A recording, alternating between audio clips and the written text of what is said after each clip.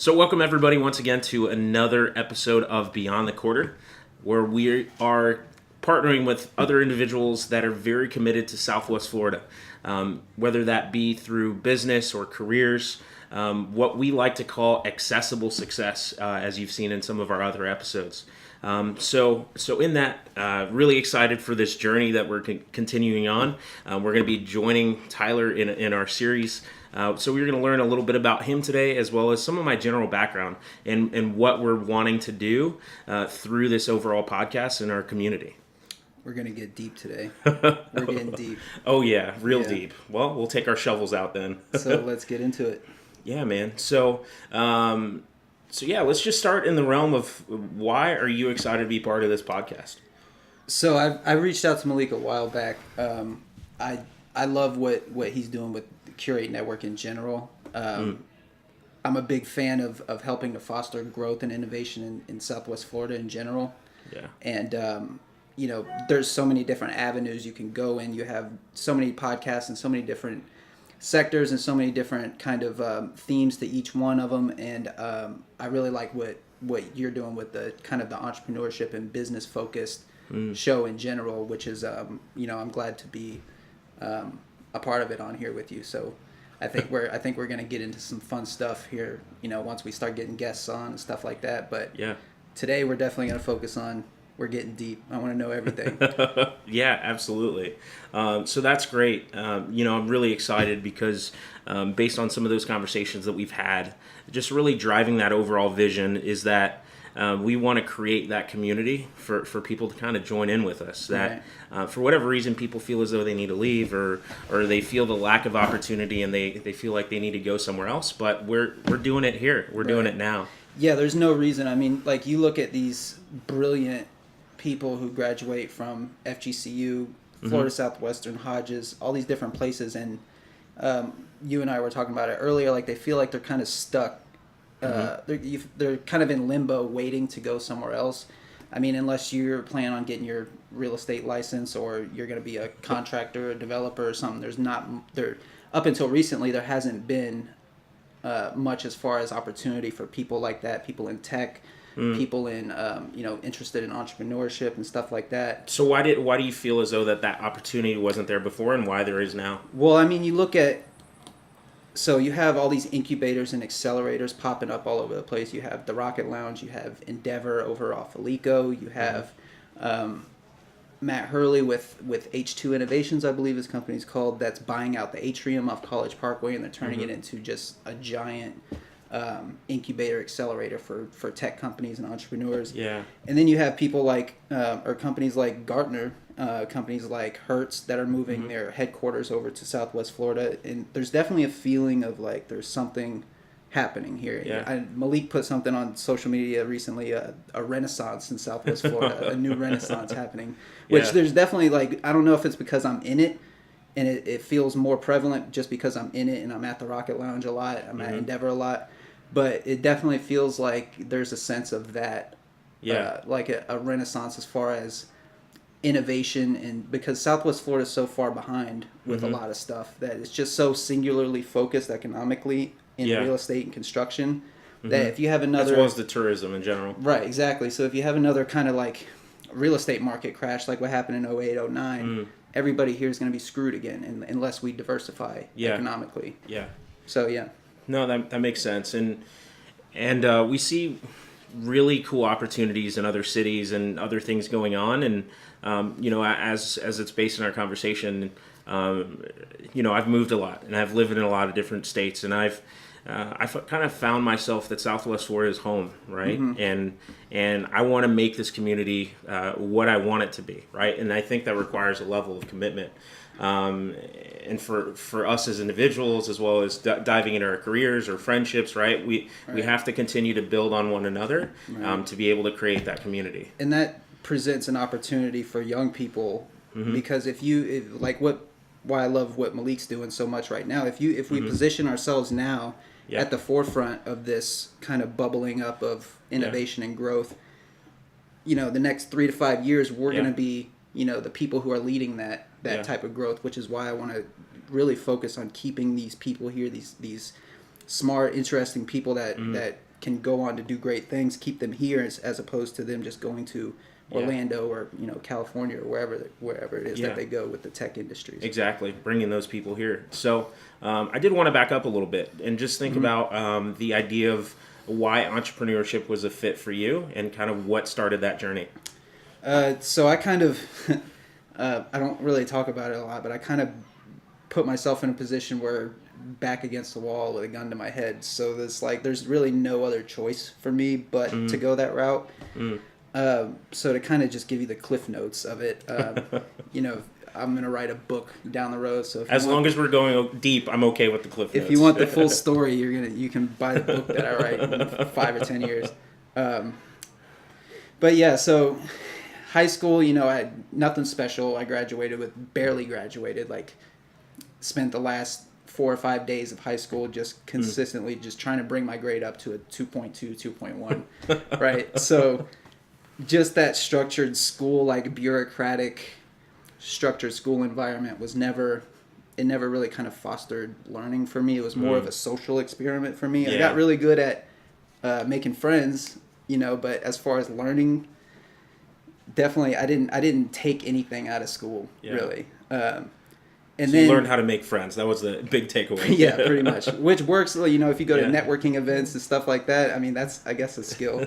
But I mean, the big takeaway for me really was that, and we talked about this yesterday, that your family kind of went through something similar. So like during that period that I was graduating high school, the real estate collapse happened. So as I was reaching adulthood, my family was going through this, and my parents' whole business was based on real estate and construction in Cape Coral. And as I was reaching adulthood, they were kind of going through that, and I'm not going to get into like specifics of how bad it got, but it got pretty bad for them. So I just felt like I had to get out of the house and get out of that environment. I just turned 18.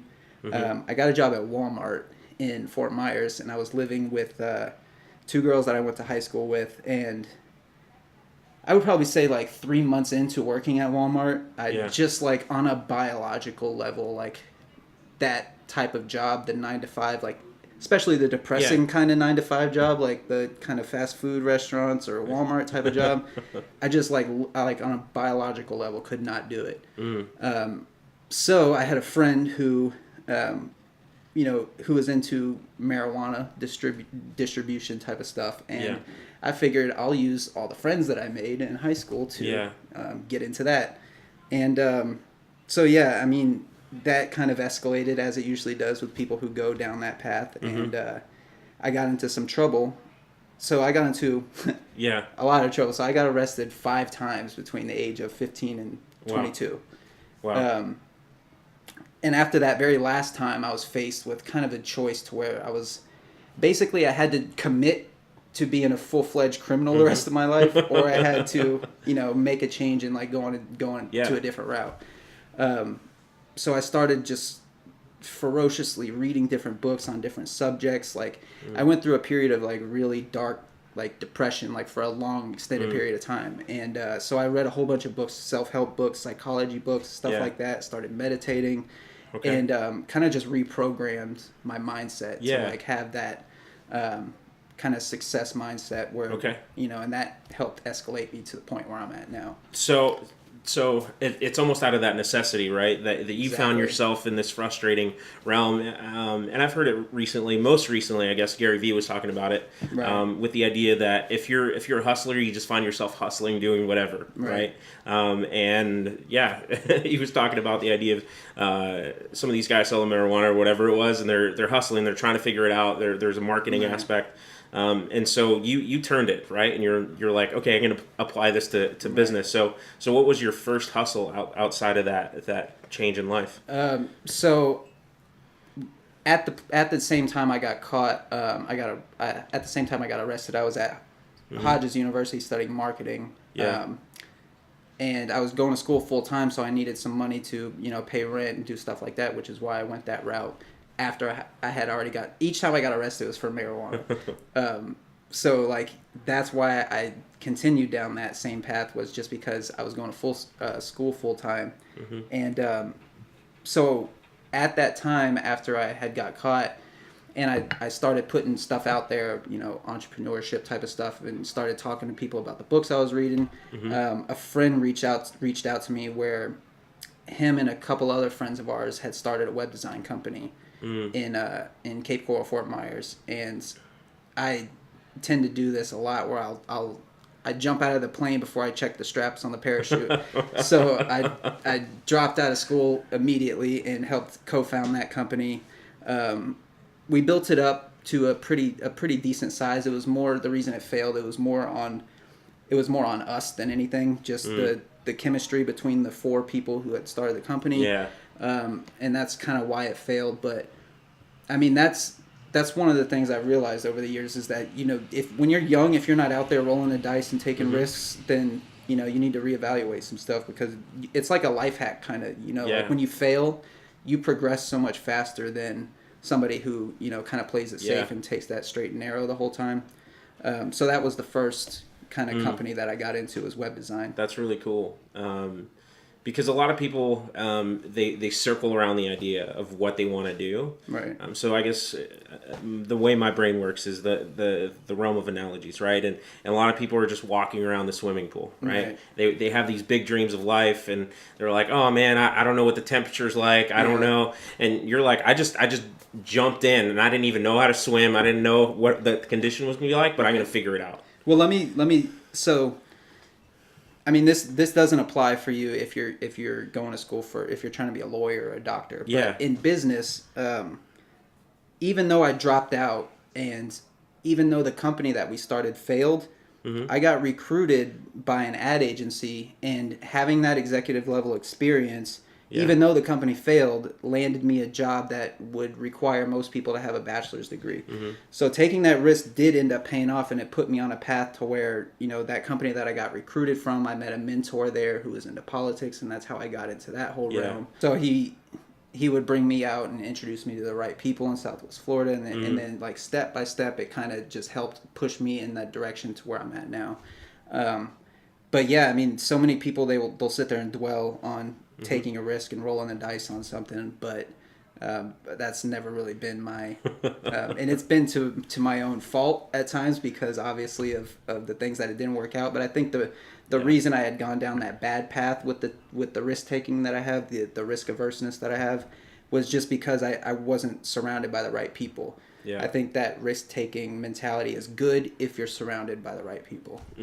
Yeah, because it requires a whole support system, right? And the right people head in the right direction. And it seems like it started out in that realm, but at whatever point it disconnected. But we were talking about it before, is that one of the ideas that I have is inheritance lies in my adversity, right? And that I've learned some of the quote, by the way. I'm going to steal that from you. No, we heard it first on video. Now it's on video. I'll coin it. But the idea that I had is that some of the best successes that I've had in life has come through the most frustrating adversity. Exactly. So yeah, I've been in that same realm as well, that we related that for whatever reason, 2007, 2008, everybody face some of the same challenges. If you didn't have enough money in the bank, you had to start over. So whatever, I had this picture perfect life ahead of me. And my graduation present was an Audi A6, and my dad put on the back of the car, USC Trojan graduate 2012. It was on the car. Like, my life was set up. And I think that's an important lesson to hammer into people's brains, because I had a similar experience growing up, to where during the bubble I got a brand new car when I turned 16. I never really thought about anything as far as facing any kind of obstacles in life, because everything is just handed to you. So it was supposed to be right around the corner for you. And there's plenty of every kind of mindset focused book talks about how champions are born through adversity, and how complacency and being handed things throughout life really kind of fucks you up mentally. Where you're given that throughout your childhood, and then once you're thrown into the real world, the market destroys you. And people don't know how to deal with it. So I think people should change the way they look at adversity and obstacles. I think you should chase adversity actually, because it's like I said, it's a life hack really. Because when you make it through to the other side of the adversity, you've progressed so much further than people who haven't, taken that risk and haven't gone through those types of obstacles. Yeah. So, I've heard it put another way as well, is that there are some defining moments in life that characterize the next few years ahead of you. So, what would you say your defining moment was that you kind of woke up and you decided time for a shift? And what did that shift look like? Well, obviously, sitting in a jail cell. And then to make it even worse, when I got back to my apartment, the person who was supplying me had robbed me because he figured out that I had gotten arrested. So I got back, and pretty much the only thing left in my apartment was my dog. So really it was kind of that point where the switch flipped, and it was, I have to either become the best criminal that I possibly can for the rest of my life, or I need to make like a drastic shift in my mindset. So whenever you and I were talking the other day, we had a similarity in the fact that our families went through something similar during the recession. So you were in Texas at that time, right? Yeah. I was in Houston, and I graduated high school at 17. As I mentioned, I feel like I had my whole life ahead of me, and everything was laid out. And we hit a wall of reality. So we lost all of our property. My family, we were flipping real estate, and then we lost everything. It felt like overnight, right? Within months, and having to sell things. It feels like overnight. It felt like it went from this being your reality to just something totally different. Exactly. And you feel, at that 17, at 17 you're looking to your parents for a direction. You feel like you're relying on them, and I almost had that just wiped out of my mind at that point, and I felt like I had to hop in and help. So we were living in a shop, and all of us lived in one room together. Wow. How many of you? So my mom, my dad, and myself. Wow. And then we were showering using a grill to like warm up the water, and using a water hose, and we would cook on like little hot plate, like those camping hot plates, basically. People talk about dealing with adversity, like that's a whole nother level of adversity right there. And honestly, at the time, I hated every second of it. Yeah. But now I wouldn't trade it for anything, because it gave me such a realm of like, I'm not giving up. Like, life is not going to consume me. So very similar. I guess the book that I leaned on at that time was like Rich Dad, Poor Dad, because we still had that was one of those books that was always around on the shelf in my house. And, I read Think and Grow Rich at like 12, right? Like, I've always had some of these books around. But I remember one point that so my family is very serial entrepreneurship. And I wanted a structure, right? I was like, I'm gonna get a job, and I decided I am not coming home until I get a job today. Like, whatever it takes. I have my laptop. I'm gonna sit in Starbucks. I'm gonna make phone calls. I'm not going home until I get a job. That's interesting. So like, I was the complete opposite. Like, I have no idea where I got the inclinations that I have for going off on my own, because my dad was a member of unions his whole life, and my mom was like a stay-at-home mom, kind of like worked for the real estate company who built the houses, and so your situation was a total opposite. Exactly, where I was seeking the structure, and you're like, I wanted the freedom to. I wonder what that is. So like, I wonder if having your family in that type of path is what makes you want to divert. So it's almost like if you have a daughter and you try to keep her from going out, it makes her sneak out, right? Exactly. So I wonder if that's what caused that kind of that risk aversion difference between us. Well, because you see the reality. It's almost the idea of like pastor's kids is what they call it, right? Right. So you see the structure of that life. You see, because I remember growing up, my dad ran a furniture factory in LA, and he'd work with celebrities, and they'd treat him like absolute garbage. Like, really? I've been in their houses when they were just disrespecting him. One specific time I remember they called the interior designer that they were working with. My dad did custom furniture. You give him a picture of a magazine, for example. And they're like complaining about him to the interior designer when my dad was in the house. Wow. So this was in LA, but you guys were living in Texas? Yeah, so that was in LA. So I've moved all over the place. So I've lived in California, Arizona, Texas, and now Florida, of course. So that gives people like an interesting, like I moved to Southwest Florida when I was like 6. So Yeah. like I've never been anywhere north of Georgia. So like I have a very limited view as far as different cultures or different communities even within America. Yeah. But you know, I've read a lot about people who move around a lot. You know, it gives them a certain perspective on people, and it may not necessarily be good for their social life, but it is good at it helps them with understanding people a little bit better. So is that something that kind of applied to you? Absolutely. I think there's a realm of relatability, Right. that I've been very fortunate to spend a lot of time with a lot of people my senior, as well as relating to people my age or diversity of cultures. Right. Because in all of those different cities that I lived, there was a predominant race or predominant commerce, for example, Right. and I've been able to glean a lot from those different cities. Right. Yeah. That's interesting. So like, I mean, one of the things I kind of look at life like chess, right? So I've since I've gone on this other path and reached that fork in the road, I've started looking at, and especially since being involved in politics, I've started looking at life a lot more methodically and strategically about.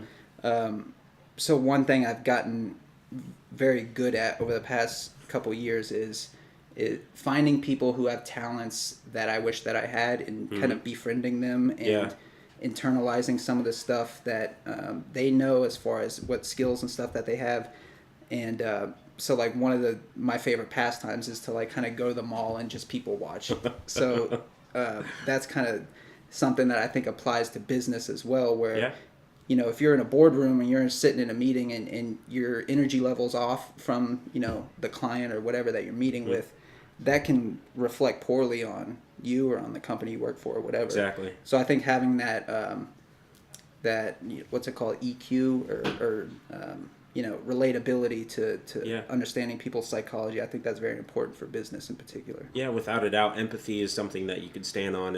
And yeah, as you mentioned, shortening that gap for yourself, standing on the shoulders of others. And I, you know, so one of my hopes for what we're doing is that I owe a lot to mentors, and I hope to, definitely. You know, make some of the dreams a reality. So I owe a lot to, you know, my parents or some of the churches that I've worked at, or like a woodshop teacher or a track coach. All of these people spent a lot of time with me, and they shortened that gap for me because they gave me the experience. Right. I'm glad you touched on that because I totally forgot to mention that, which was, you know, one of the main reasons I had gone down that bad path, I think, was because I had no mentor that was in a successful position that could kind of help navigate me. Yeah. And then once I got recruited over to the ad agency after we completely tanked our company that we had started, having that person there who has already reached a level of success that you're aspiring to, just kind of being able to go and just pick somebody's brain. And I think, so there might be some people out there who, you know, who are in that position that I was at earlier, who are in that position now, who feel like they don't really have any entrepreneurs or older people in their life that they can have help navigate them through. Yeah. You know, there's plenty of organizations. There's plenty of, like, one of the things I started doing recently when I started my company was I would just reach out to random successful people and be like, hey, let me pick your brain. Tell me what you did. Would you be open to just me coming by and bouncing some ideas off you? And like literally like 8 out of 10 of them are happy to do it. And there's even organizations like SCORE. Have you ever heard of SCORE? Yeah, Senior Corps of Retired Executives. Oh, I didn't even know that it was an acronym. So yeah, like even organizations like that where there's successful people, they do it for free. You don't have to pay them anything. They'll if you have a company or an idea, or you just want to know more about business, that, you know, they have those knowledgeable people there that are willing to meet with you and help you. Yeah.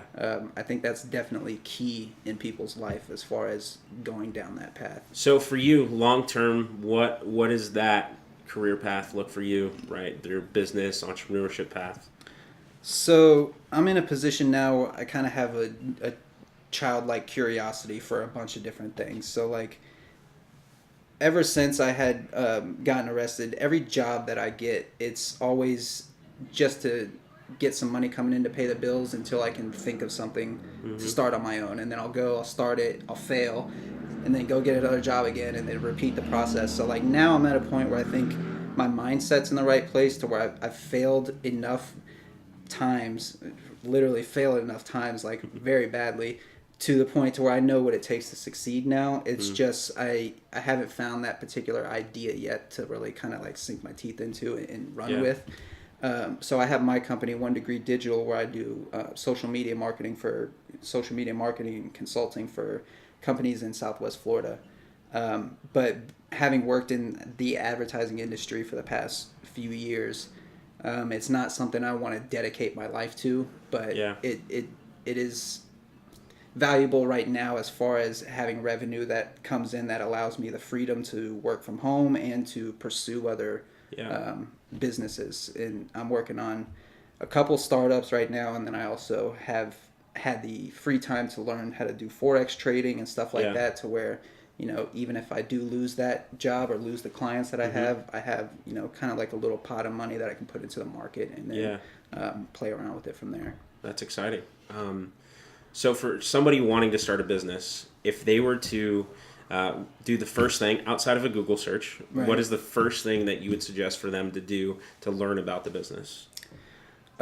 So obviously, like one of the major obstacles I would always run into is I would always try to understand things before I would pull the trigger on something. So in Forex trading and in stock trading in general, they have a term, analysis paralysis, where people will want to do research and they'll want to gather up as much information on a particular stock or whatever, to the point to where they just get overloaded with information and can't tell whether they want to short the stock or go long or whatever.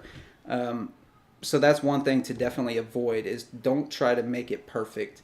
Just take the leap and just go after it, because like there's no better learning experience than actually doing it. You can sit there and study, books on how to do certain things, all day long, but you'll never learn as much as actually going through it. Like starting and failing at the 2 or 3 companies that I've failed so far has taught me more than 1,000 books could ever teach me about business. That's awesome. There's nothing really like actually being in the market. Yeah. Even if the market kicks your ass. Exactly. And it's great for it to kind of create that long-term reality. Right. For you. So yeah, I'm kind of on the opposite end, right? I've come from a lot of that entrepreneurship, and so right now I'm at Gartner. I'm in sales, and I feel as though I found that home, right? Right. And I feel like I'm almost utilizing my entrepreneurial tendencies in the job that I do. Well, Gartner is kind of a different animal, so like I don't know. It would take a lot for me to go back to like a 9-to-5 job type of situation, but if I were, it would have to be a place like Gartner. So like everybody that I've talked to that works at Gartner loves it there. They like, absolutely love it there. Yeah. So I feel like that's the type of place that actually fosters entrepreneurial kind of tendencies, instead of suppresses them like most 9-to-5 jobs would, where you're just kind of stuck in this lane and you have to abide by these rules or whatever. Yeah. Which is really exciting. I feel like I'm in the realm of the things that are emerging in technology. Right. The world is changing. I'm interacting with a lot of interesting people. So for the people who don't know, explain kind of what Gartner does, because I know me in particular, I was confused for a long time. Yeah. And I've even done research on it, and I'm still confused about exactly what it is that they do. Yeah. It's kind of funny. One of my buddies put me to the grunt test. So if you think about caveman communication, they communicate with those types of noises. So I've been trying to boil it down to a few things. So Gartner is a research and advisory company, and we have some of the greatest minds in technology that have worked in some of these fields before. And so you think about a company, for example, that wants to create a mobile application. They have typically, let's say 10 or 15 IT people. Mm-hmm. This is one example. And they don't know what to do first, right? There's the user experience, which is one example. There's security, right? All of these things that go into the application, for example, we create a whole framework and roadmap of how to do that. Interesting. So it's kind of like a tech mentor. Yeah, and yeah, absolutely. So we give them that perspective, but as well, even thinking about the overall technology trends, we help companies use IT to support the business. See, like, I actually had a couple phone interviews with some recruiters at Gartner where I knew kind of the questions they were going to ask me because I had done a bunch of research on, what goes on in a phone interview at Gartner. Yeah, exactly. So I even after watching a ton of videos, the perspective I had on what Gartner did was it was more of an insights and analytics type of company where they'll say, look, these are the trends in the overall technology industry. Yeah. I didn't know that they actually had a hands-on kind of creative aspect to it as well, to where they'll actually help design that roadmap for you to get you from point A to point B. Exactly. So we have people that'll talk over the phone, so we call them our analysts. Interesting. As well as we write written research as well. So we have right now, with our latest acquisition, about 1,900 analysts that write research and interact with our clients. So do they have other locations, or is it just Fort Myers? So it is a global company. Huh. So we have massive offices. There are centers of excellence. But however, every major city in America pretty much has a local small Gartner office for our sales teams. Huh. Yeah. So how long have they been in business? Like, so since the late 70s. Really? Yeah. They've only just kind of, well, maybe it's just because they moved to Southwest Florida, but we're kind of in a bubble here. So anything technology that happens, we know about it immediately here. But so that's, I guess, a company like Gartner would kind of explode whenever like VR and AR and really high tech type of stuff hits the scene. I guess that's kind of what made Gartner a lot more popular recently. Exactly. So it's also rated one of the top places to work among millennials. Correct? Yeah. So they do a ton of where they'll pay for your trips abroad. They have tons of like seminars and educational stuff in different countries that they'll pay for you to go to. So we have events all over the world. You have the opportunity of growing your career. You can move out to the field. You can, I've gone to Utah. I've been to Atlanta for work, right? That's awesome. And meeting with clients on site. It's been really beneficial. That's really cool. So long term, just wanted to dive into some of your thoughts and hopes for the overall podcast and joining us here. Yeah, so for those of you guys who don't know, I'm going to be joining full time with you. We have some fascinating people that we have lined up that we want to have on the show with us, from psychologists to entrepreneurs to local leaders in the tech industry. And one of the things that I really want to do is I want to give recognition to the people who are diversifying our economy and who are at the forefront of the innovation we're seeing in Southwest Florida. And then B, provide some genuine value to the audience and to the people watching, to where we can give them something they can actually take home with them at the end of the day. Yeah. Because there's no point in doing a podcast if the audience isn't, receiving some genuine value from it. If they're not receiving value from it, then we're just two idiots sitting here talking to each other on camera. Exactly. Right. No, that makes sense. So, I mean, that's kind of the idea that I had in mind, with the podcast in general, was to have some interesting people on and then provide value. Absolutely.